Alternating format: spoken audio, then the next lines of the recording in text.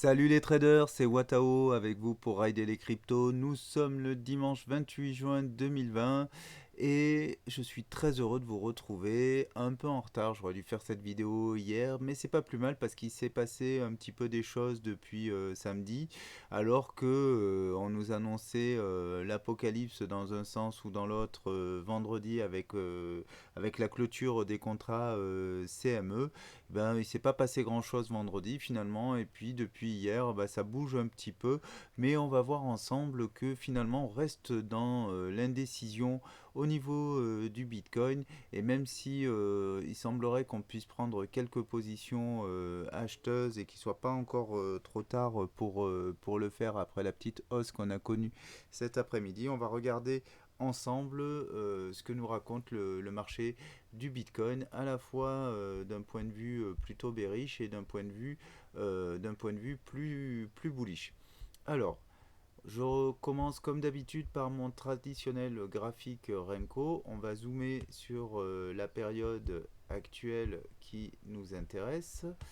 Et qu'est-ce qu'on peut dire au niveau de Renko? J'ai pas changé mon graphique depuis la semaine dernière. Vous voyez, j'avais dessiné ça pour dire ben, on peut aller vers le bas, et je vous avais dit ben, le premier niveau qui va être intéressant à regarder, c'est cette résistance ici à 9000 à 9000 dollars. Si on la casse, on va aller voir le bas de cette zone de range. Et puis vous voyez, en fait, ben, ça résiste. Pour l'instant, ça résiste. On voit que on est sur notre oblique qui nous sert de support hein, depuis le 11 mai. Et donc on est toujours dans ce fanion qui peut parfaitement être considéré comme haussier. C'est-à-dire que là, à partir du moment où on est ici sur ce support des 9100, j'ai dit combien tout à l'heure? 9000, non, c'est 9100. À partir du moment où on est sur ce support des 9100 qui correspond pile poil ici à ma droite à mon oblique là, et ben on peut parfaitement imaginer qu'on rebondisse et qu'on retourne voir le haut de ce flag, et que même qu'on aille le percer vers le haut, puisque ce serait une continuation haussière. Alors bon, aujourd'hui on peut pas dire grand chose, mais on a toujours ces deux possibilités qui nous sont offertes: continuation baissière dans le sens de la tendance Renko, ou alors retournement, c'est-à-dire que si on fait deux bougies vertes, hein, si on est dans une stratégie Renko vraiment basique, on peut considérer que on va se positionner à l'achat, c'est-à-dire que si on revient ici aux 9400 et qu'on passe les 9400, on peut se dire ok, on a fait deux bougies vertes, on a un retournement de la tendance, et on va retourner voir plus haut éventuellement jusque sur cette zone entre les 10 300 et les 10 500, 600, donc avec notre comment dire, notre zone des 10 500 qu'il faut casser pour aller vraiment, vraiment plus haut.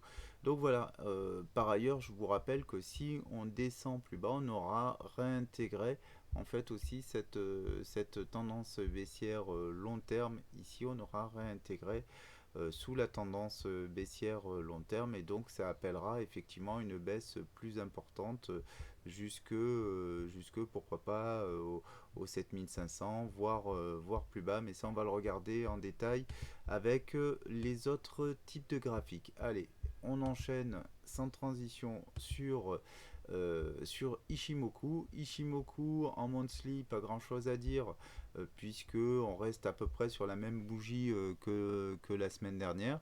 Alors la grosse différence, c'est qu'en monthly, on se rapproche de la fin du mois, plus que 2 jours avant le 30 juin, et donc il semble bien, si la tendance baissière se poursuit, qu'on fasse une bougie rouge sur juin, qu'on rejette du coup le breakout du Kumo complètement, et qu'en plus on clôture le mois. Non seulement il est rouge, mais en plus il est sous la droite de tendance baissière ici, là, sur l'oblique de baissière Ishimoku. Et là, alors, ça veut dire quoi? Bah, ça veut dire que clairement, on devrait continuer vers une tendance bearish dans les mois qui viennent, parce que voilà, on aura échoué à casser cette oblique baissière.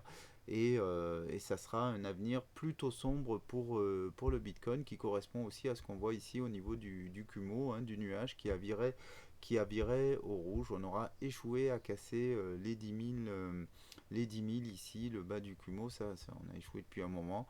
On aura échoué ici, on aura fait une tentative ce mois-ci, puis finalement rejeté, et on repart bearish. Donc en monthly, selon comment tournent les 2 prochains jours, on est plutôt bearish. Alors est-ce que ça se confirme en weekly? Ben, en weekly, oui, on fait des bougies rouges. Néanmoins, regardez, là, on est au-dessus, dans notre bougie hebdomadaire, on est au-dessus du Kumo. Donc, si on clôture au-dessus du Kumo, on pourra dire qu'on conserve finalement un petit momentum, un petit trend qui reste haussier. En tout cas, on n'a pas perdu le trend haussier, même si avec ces 3 bougies rouges, vous voyez, on a du mal à vouloir à repasser au-dessus toujours de l'oblique baissière, mais en tout cas on n'est pas dans le Kumo. Si on clôture dans le Kumo ce soir, là ce sera beaucoup plus bearish. Et puis là par contre en weekly on voit bien que le nuage rouge est vraiment très bear, et l'avenir est sombre. Alors effectivement c'est pour ça que vous verrez que la plupart des gens, des youtubeurs, sont complètement bearish. Pour autant, tout n'est pas perdu, il reste de l'espoir. Alors après, évidemment, qu'est-ce qu'on peut dire? La Chikou est en train de passer dans le Kumo, là c'est pas très bon signe. Néanmoins elle n'a pas encore traversé le prix, donc elle pourrait rebondir, mais bon, voilà, c'est quand même assez négatif. Mais encore une fois, si on remonte un petit peu, peut-être que on va pas finir la semaine si mal que ça. On va regarder tout de suite ce que ça donne dans le daily. Alors le daily, là par contre, malheureusement, malgré cette bougie journalière verte, lui, il est beaucoup plus bearish. Pourquoi il est beaucoup plus bearish? Parce que là, on voit la Chikou, hein, la Greenspan qui a traversé et la Tenkan et la Kijun, et le prix, la Tenkan et la Kijun. Donc, qui est clairement sous ces trois résistances. Enfin, c'est pas des résistances, mais sur ces 3 niveaux qui indiquent qu'elle va avoir du mal derrière à repasser au-dessus. Donc ça, c'est une indication bearish, je veux dire. D'autre part, on voit que on est rentré dans le nuage, ce qui accentue la zone d'incertitude. Et en général, quand on rentre dans le Kumo, ben, qu'est-ce qu'on fait? On va tester le bas du Kumo. Donc ça veut dire qu'on a des targets bearish en daily sur les 8600, voire les 8500. Les 8453 ici, et si on attend un peu 2-3 jours, on irait sans problème aller tester le bas du Kumo aux alentours de 8600. Donc ça c'est très très bearish en daily, et en plus on voit que bien sûr la Tenkan est passée sous la Kijun, et les deux s'apprêtent à intégrer aussi, la Tenkan à intégrer le Kumo, et la Kijun aussi. Donc évidemment on devrait aller tester le bas du Kumo, et si on casse le bas du Kumo, que ce soit au niveau du prix Tenkan, Kijun et Shiku, alors là clairement on ira voir beaucoup plus bas.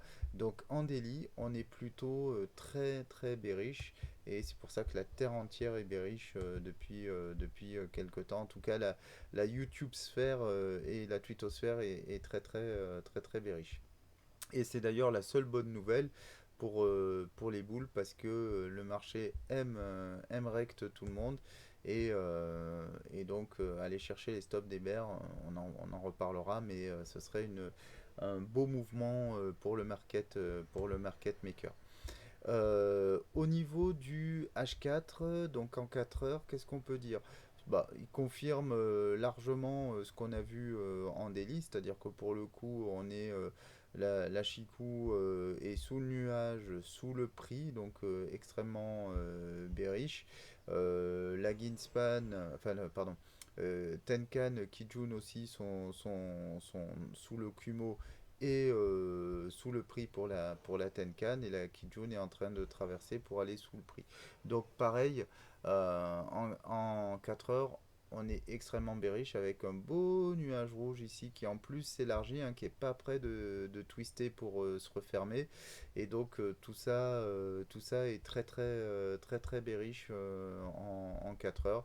Il y a juste le sentiment qui a fait un plus bas et donc qui pourrait aller revoir un peu plus haut, hein. On a une petite trendline haussière ici sur les dernières heures.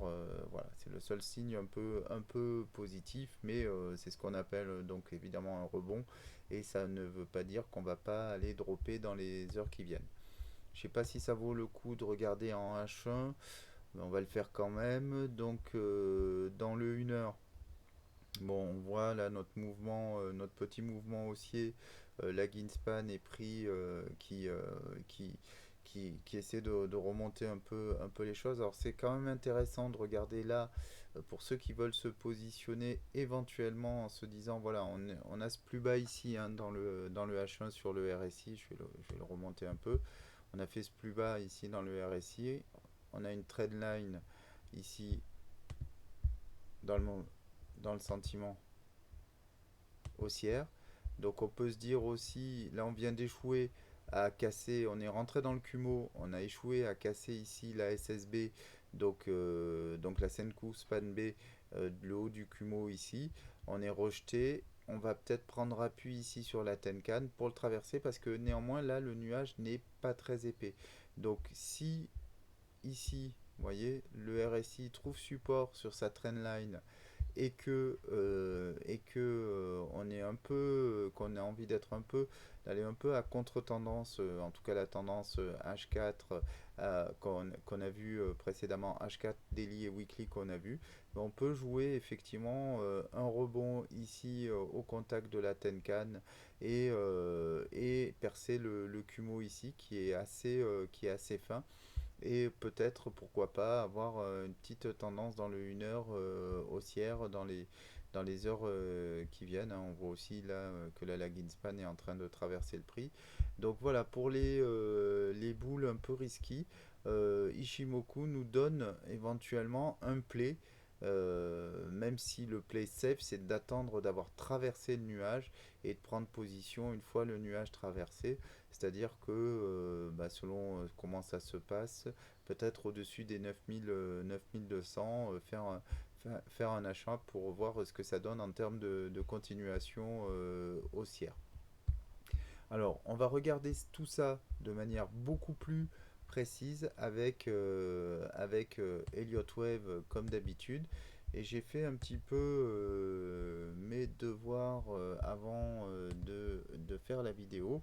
J'ai repris un peu mon décompte. Alors on va commencer un peu par la vue, on va commencer par la vue un peu globale, enfin pas un peu globale tout court, hein, et regarder où est-ce qu'on en est par rapport à cette vue plus long terme.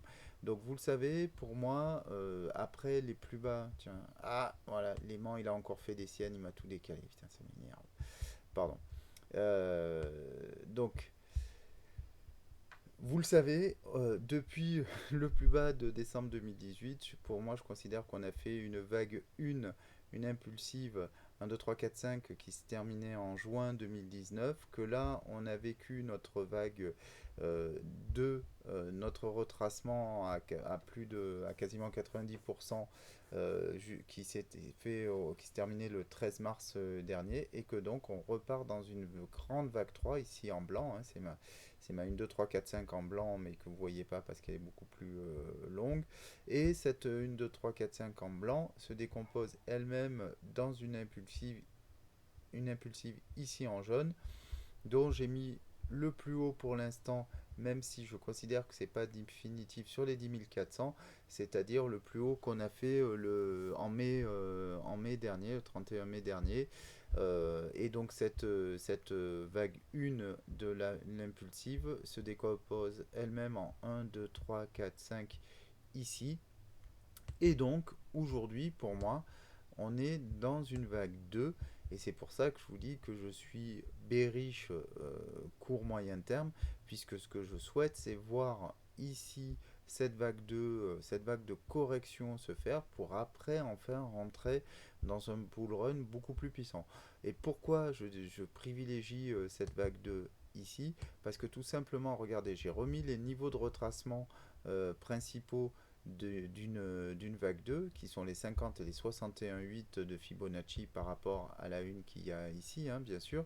Et regardez, ici, le plus bas qu'on ait fait, parce que j'aurais pu positionner éventuellement ma 2 ici, c'était même pas les 31,8. On était, les 31,8, ils sont voilà, au milieu du carré rouge et on n'est pas arrivé au 31,8. C'est pour ça que à minima, et ce serait une 2 faible, j'attends qu'on revienne sur les 8 000, quoi. C'est le minimum pour avoir une 2 correcte, même s'il faut privilégier au moins 50% de retracement.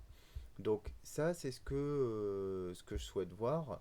Mais le Bitcoin fera bien ce qu'il veut, parce qu'il peut aussi nous dire, bah non, c'est pas ça qui va se passer, parce que moi, j'ai pas fini ma une ici, je veux aller plus haut, donc on pourrait faire un plus haut marginal ici, et même ce décompte-là serait peut-être à revoir, c'est-à-dire que ici, ma ABC, ma flat en corrective, serait modifié. Peut-être que ici il faudra, enfin, on changerait tout notre décompte et on irait ici mettre une 5 un peu plus haute ici. Donc on pourrait garder la ABC et plutôt ici se dire, ah bah, j'ai fait une 1, 2, 3, 4, 5, etc. Donc ça, c'est vraiment très aléatoire comme scénario. C'est pour ça que pour l'instant, je reste sur cette vague 1, mais n'oubliez pas qu'il y a toujours un scénario plus haussier qui est sous-jacent. Et pour l'instant, on va considérer que le sommet de ma une est ici et qu'on a entamé la correction, puisqu'on voit on fait des plus bas sommets et des plus bas creux. Et donc ça, c'est ce qui définit une tendance, hein. Plus bas sommet, plus bas creux, 2, 3. Donc on est clairement dans la définition d'une tendance baissière. Et on va regarder tout de suite dans les plus petites unités de temps.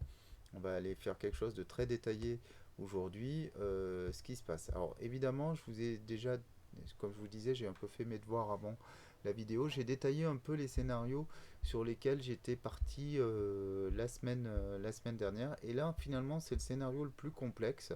J'ai retravaillé tout ça et j'ai vu des scénarios un peu plus simples que je vais vous décrire également. Donc là, on est dans le scénario complexe, c'est-à-dire qu'on est dans une correction ici qui commence par une A, B, C, D, E, donc un triangle, hein. Alors là, plutôt, on va dire un pennant, un drapeau, un fanion, voilà, qui serait ici, hop, pourquoi j'ai... Et voilà, toujours pareil avec ce maudit aimant là, voilà, c'est parti en vrille.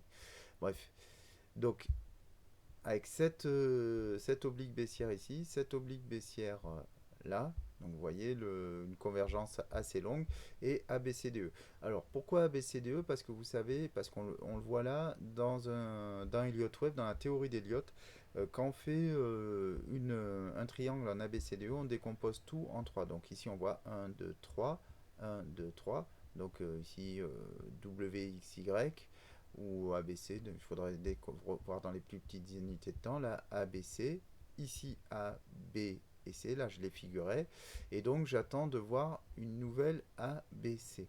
Ce qui veut dire que là, à court terme, les plus, on va dire, ceux qui sont le plus courageux ou qui assument le plus de risques ici, quand ont pu prendre un long à ce niveau-là, en se disant, ok, on va retourner voir ici le haut du canal avec une ABC qui nous permettrait de terminer la E ici. Ok. Donc sachant que pour moi, rappelez-vous, on est dans une vague 2, donc une vague 2 qui se corrigerait en ABC. C'est-à-dire que la question qui se pose à moi maintenant, c'est où est-ce que je place ma A? Soit je considère qu'elle est déjà ici, donc ça pour l'instant je ne vais pas le faire parce qu'on va attendre les développements, et donc j'aurai une B qui soit serait une petite B ici, on va voir à quoi ça correspondrait en termes de fibre de retracement,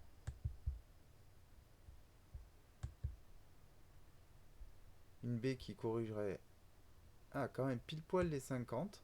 Alors ce serait pas mal, Alors ça m'arrangerait pas ici au niveau de mon décompte puisque je serais pas descendu en 3 puisque là je décompte une descente en 5. Mais en tout cas, ça serait pas mal au niveau du retracement ici puisque je retracerais 50% de ma A, ce qui est un retracement normal pour une B de ABC. Même si un meilleur retracement serait 61,8.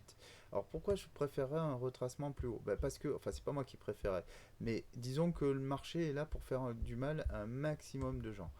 Clairement, ici, vous avez écouté tous les youtubeurs, tout le monde est ultra bearish et tout le monde. Donc il y a plein de bears là qui sont déjà partis, qui sont coincés avec la petite hausse qu'on a vécue depuis ce matin. Ce qui veut dire que, hop, attention, ce qui veut dire que là, on a coincé quelques bears. Le meilleur moyen de leur faire mal, ce serait non seulement d'aller chercher leur stop loss, que logiquement ils ont placé ici, voire les bears sont rentrés un peu plus haut, et en plus on viendrait retester notre trendline baissière ici à 9700 et quelques. En plus, il faut savoir que dans le CME, il y a des gaps à ce niveau-là à combler.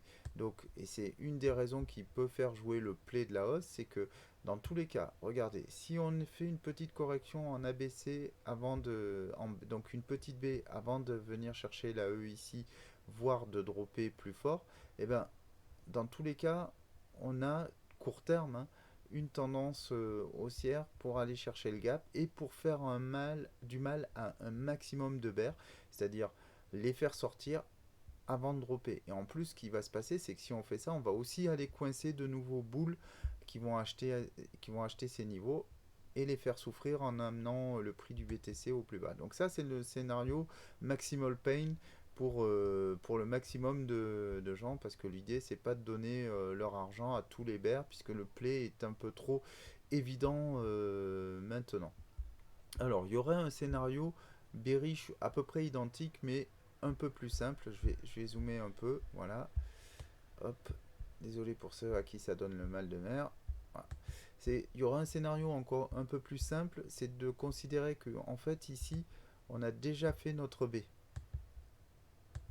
C'est-à-dire que je viens le placer ici, notre A plutôt, et notre B là. Voilà. Et donc, si je place mon Fibo de retracement, vous voyez, là j'ai quasiment fait mes 61,8. Donc ça, ce serait un scénario aussi intéressant. Et dans ce cas-là, est-ce que ça change quelque chose au fait qu'on monte là? Bah non, pas vraiment, parce que là, du coup, j'ai déjà entamé ma C, et ma C, je vais la faire en 1, 2, 3, 4, 5. 1, 2, 3, 4, 5. Et donc là, ce serait quand même un scénario plus bearish, puisqu'on l'impulsif peut aller chercher des, comment dire, des objectifs beaucoup plus bas, et notamment les 50%, ce sera un peu plus facile d'y aller avec une impulsive baissière comme ça. Et regardez, en fait, si je fais ça, donc j'ai bien ma vague 1 se décompose bien en 1, 2, 3, 4, 5 ici, comme ma vague A, et j'ai des targets à peu près similaires pour une 2 que pour une B. Et là, j'aurais à minima cette target des 61,8 pour une 2 normale, 50 et 61,8, donc les 9400. Et puis on a vu que sur le Bitcoin, on a bien retracé fortement, donc les 76,4 ici à 9572, et pourquoi pas les 90% à 9700. Encore une fois, on vient combler les gaps et on fait du mal à un maximum de bears qui sont coincés depuis ces plus bas là. Donc en fait, qu'on place le bas de A et le sommet de B ici, ou qu'on se dise non, ok, en fait il va venir plus bas mon bas de A, et mon sommet de B sera plus loin, on peut se mettre dans les mêmes targets. Alors, attendez, je vais essayer de choper le truc. Non, on va faire visual order bring to front. Voilà. Donc dans les deux cas, on peut avoir quelque chose comme ça. Moi, c'est vrai que vu que là, on n'a pas arrêté de traîner sur le Bitcoin depuis un moment, je vais enlever ce scénario-là, et que on voit qu'il aime prendre son temps en ce moment, il y a vraiment un fight entre les bears et les bulls, et on est dans ce range qui fait du mal à un maximum de gens. Je vois pas de raison que ça dure pas. Et que justement on continue à faire souffrir les petits traders avec ce ping-pong et donc que là on fasse encore un truc du genre voilà, on vient chercher, pourquoi pas venir combler le gap ici, ou on le préserve, boum, on repart plus bas, et enfin on repart plus haut, faire notre B, combler le gap avant de vraiment dropper. Ce qui veut dire quoi? Ce qui veut dire que si vous êtes bearish et que vous n'avez pas pris le trade ici, eh ben, vous avez une situation un peu plus claire désormais et des occasions de short qui sont un peu mieux sécurisées, puisque on peut parfaitement ici se dire que tous les rebonds vont être des occasions de short. Donc si on est dans le scénario plutôt bearish comme moi, parce qu'on veut voir ce bas de 2 se faire pour derrière pouvoir aller chercher vraiment to the moon, et de manière sécure, parce que c'est clair que si on vient dropper ici au 50-61-8, ça va être le moment d'acheter pour se projeter vers des prix beaucoup plus hauts. Donc ça, voilà, si vraiment on respecte ce scénario-là, effectivement, tous les rebonds du prix vont être des occasions de short dans les jours qui viennent. Néanmoins, je veux quand même pas laisser les gens plutôt bullish en reste. On peut aussi imaginer ici que en fait on fait pas quelque chose comme ça, que ici effectivement mon ABC, je reviens sur l'autre scénario, fasse ça, voilà, et même alors soit qu'on vienne vraiment ici au 31,8 qui soit et qu'on fasse une sorte voilà qu'on fasse un vrai retracement même s'il est faible, une faible 2 et derrière on part directement, soit que effectivement ici on parte on revienne pas plus bas que le plus bas précédent et qu'on reparte directement à partir de là, auquel cas ma 1, 2, 3, voilà, elle sera un peu pourrie. Il n'y aura pas eu un retracement suffisant, à mon sens, pour la 2. Mais bon, voilà, le marché fait bien ce qu'il veut. Il n'est pas obligé de respecter à la lettre les règles d'Eliott. Et au contraire, quand il le fait, bah, il fait un peu plus de mal aux Elliotistes qui sont quand même si on n'est pas la majorité, qui sont quand même assez nombreux. Donc voilà les différents scénarios qu'on peut voir. Alors comment se positionner ici? Je vais regarder aussi, on a vu avec Ishimoku, je vous ai donné des points d'entrée éventuels par rapport au Kumo, hein, ici. Alors là je suis en 12 heures, ça va pas le faire, mais on va prendre, là du coup il faudrait prendre plutôt par rapport à la Kijun. Hop, on va se mettre dans le 1 heure. Voilà. Donc, pour rappel, juste Ishimoku ici. Alors, c'est bien, hein, quand il y a Ishimoku et Elliott Webb, on voit plus rien. J'adore. Donc, soit on joue là la percée du Kumo. Vous avez remarqué comme on a percé ici la SSA. Hein, on a percé un petit peu le Kumo, mais on a été rejeté, on rebondit dessus. Et là, il est vraiment fin. Donc, on n'aura vraiment pas trop de difficultés à passer au travers. Vous voyez comment on fait le prix. Donc, et en plus, j'ai pas regardé, mais là, tac, tac, tac, ouais. On est peut-être même sur une 1, 2, 3, 4, 5, et là, sur ma 4, boum, et je viens ici faire ma 5 avant de faire une ABC et d'aller plus haut. Donc, hop, j'enlève Ishimoku. Ce qu'on va regarder, c'est les points pivots. Points pivots en daily. Ah, intéressant les points pivots. Je vous avais dit que je rajoutais les points pivots dans mon trading parce que finalement il s'avère particulièrement pertinent. Et je pense qu'en fait, même si c'est un outil basique, il est énormément utilisé. Et regardez, voilà, on a ouvert ici sous le point pivot journalier. Et une fois qu'on a traversé, boum, on monte là, on revient, reteste le point pivot, paf, et là on vient chercher la première résistance. Alors là j'ai affiché qu'un niveau de résistance, mais si on affiche les résistances suivantes, hop, au moins la suivante, ok, ici, si on traverse la résistance ici, la prochaine c'est 9400 et vous vous rappelez, ça correspond un peu aux autres niveaux qu'on a vu tout à l'heure. Donc voilà, là on peut se dire aussi qu'il y a quelque chose qui a un play à jouer peut-être sur une entrée tardive ici au-dessus de la résistance. Et si je le mets avec Ishimoku, ouais, vous voyez, le plat de SSB correspond à ma résistance 1. Et on est venu quand même, on a été rejeté non pas par la SSB, mais par la résistance, hein. Elles ne sont pas tout à fait au même niveau. Et vous voyez, on a été rejeté par la résistance. Ce qui prouve bien quoi. Pourquoi elle est pertinente cette résistance R1? Ça veut dire qu'elle est plus utilisée que la SSB comme point pour prendre des shorts, puisque si on a été rejeté, c'est qu'une majorité de gens sont mis à shorter à ce niveau-là, ils sont mis à shorter à l'atteinte de la résistance et pas à l'atteinte de la SSB. Donc si vous tradez avec Ishimoku, vous vous placez sur la SSB, et ben vous ne serez pas fil au niveau de votre short, alors que si vous l'avez placé au niveau de la résistance, on est venu pile poil dessus. Donc d'où l'intérêt de regarder les points pivots en plus des autres techniques qu'on voit habituellement ensemble. Et c'est pour ça que je place désormais le point pivot. Je vais juste enlever le R2 qui est voilà, support résistance 2 qui est moins pertinent. D'où l'intérêt de l'utiliser.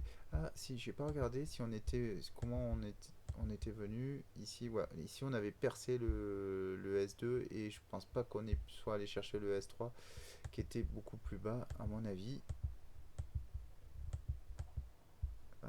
Ouais, on a été entre les deux. Et voilà, l'autre intérêt des points pivots, c'est quand on est sous le nuage, sous la Lagin Span et la Kijun et la Tenkan dans Ishimoku, et ben ça nous donne d'autres points de support résistance, puisque là Ishimoku n'est plus pertinent une fois qu'on a dépassé ces zones d'influence. On peut se baser sur les zones de support et de résistance des points pivots.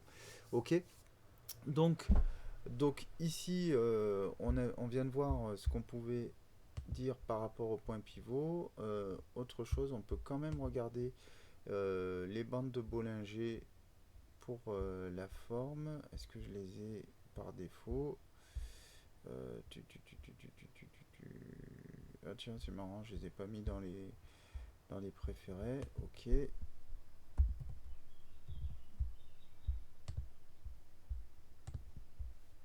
Qu'est-ce que ça nous dit? Elle s'ouvre.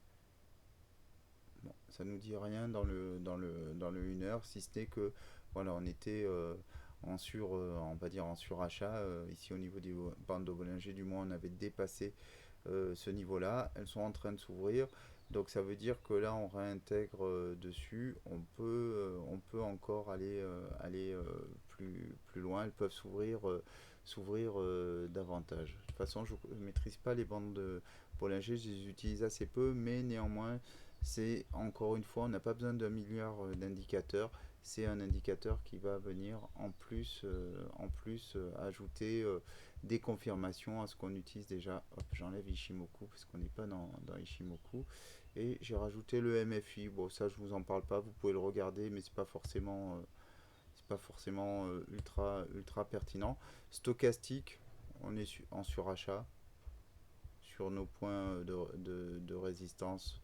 Et donc là, logiquement, voilà, on peut jouer aussi dans le 1 heure un retour un peu plus puissant. Ok, donc on a vu les grands scénarios Elliott Wave, Ishimoku. Qu'est-ce qu'on peut dire pour résumer? Pour l'instant, petite tendance haussière court terme. Il faut regarder et attendre l'ouverture vers les 2 heures du mat. Pour nous, c'est là où il risque d'y avoir des mouvements. Je ne serais pas surpris, vous l'avez compris, qu'on remonte bien aux alentours minimum des 9600. Peut-être pas là directement, parce qu'on peut imaginer prendre une petite respiration et puis après aller voir plus haut. On va, je pense, avoir encore de la bataille jusqu'à la clôture du mois de juin. Et la clôture du mois de juin, si d'aventure elle se fait dans le rouge, ce qui semble devoir être le cas, on se repartira sur une trendline un peu bearish pour les semaines et les mois qui viennent. Et il faudra qu'on travaille en fonction de ça.